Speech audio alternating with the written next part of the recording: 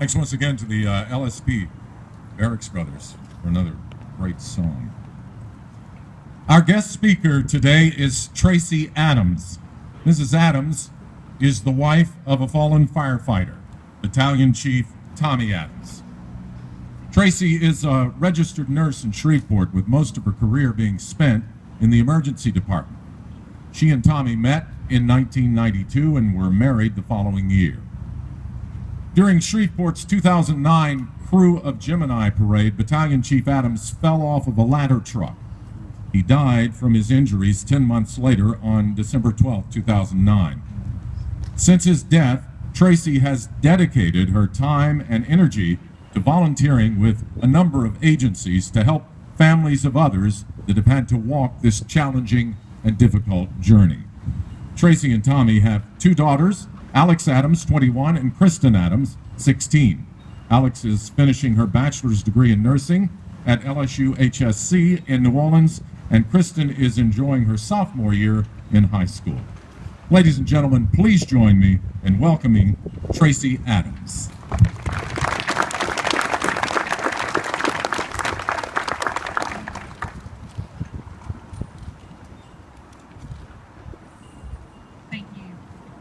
It is a beautiful day, and forever, God is good, and God is grateful, and I'll have to say, and you did a great job. Thank you very much.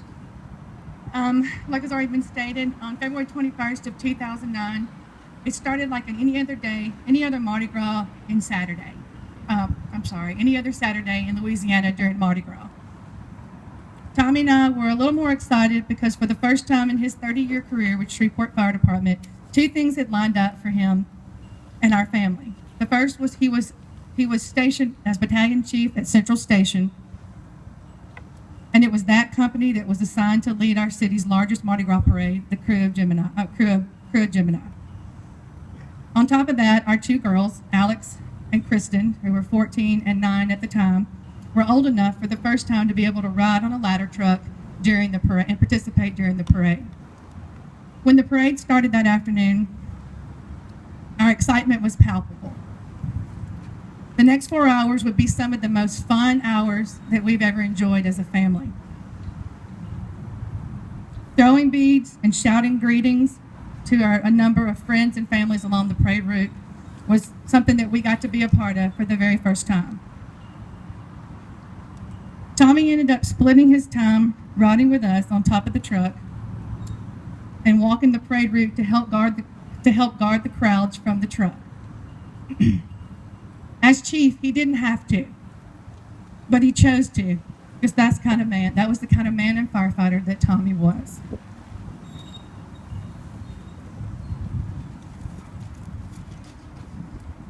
After leading the parade, all the apparatuses pulled over to the side to let the rest of the parade pass and to get the trucks ready to get back in service. As you well know, during Mardi Gras, there's beads and plastics and stuff on the ladder trucks. We pulled over to get the trucks back in service.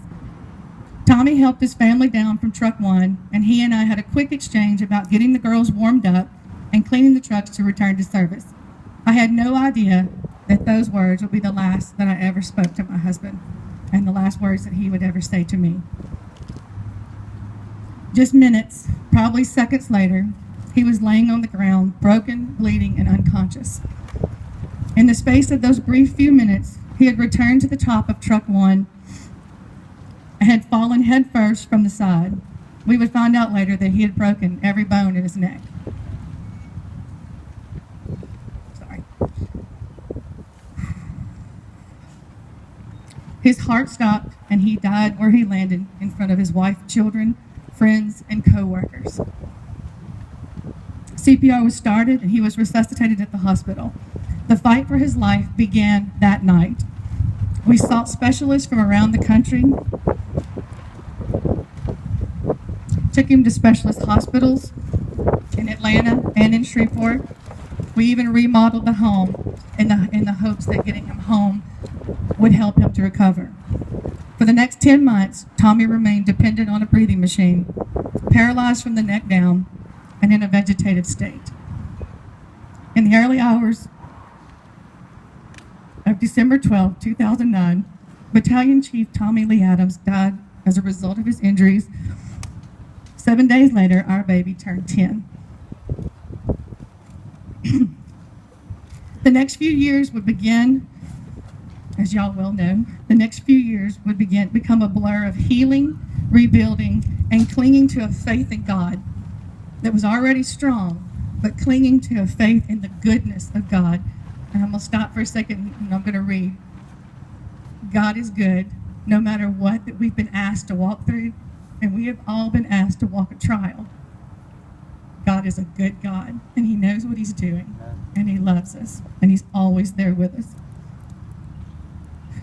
That faith will become a lifeline into which the three of us, me, Alex, and Kristen, would cling to. One of the first things that I would struggle with is the desperate need to honor Tommy's memory and keep his name alive. The first memorial that I ever attended was here in Louisiana, right here on these grounds in my home state. It was 2 months after he died. We would go on, the girls and I would go on to attend memorials in Colorado Springs and in Maryland, and several times throughout the years. Over the years, I began to get a clearer picture of how the memorial process was bringing honor to Tommy and all our fallen, and helping keep their legacies and their memories alive. Today, we thank God, all of us here, staff, survivors, fire department members, family and friends, we thank God that we are not adding another name to this memorial. It is beautiful, and we are all thankful, but we are not adding another name to this memorial this year. Each man and woman that is here, volunteering, up on this stage, putting this memorial together, each person, pipes and drums, honor guard, each person that's here, distinguished guests, you are representing your fire departments from all over this great state. And you are making a beautifully bold statement to all of us here, representing our fallen loved ones.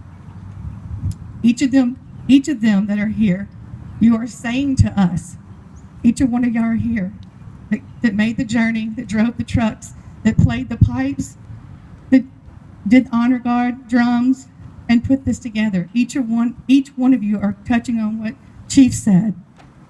You are bringing honor to our fallen.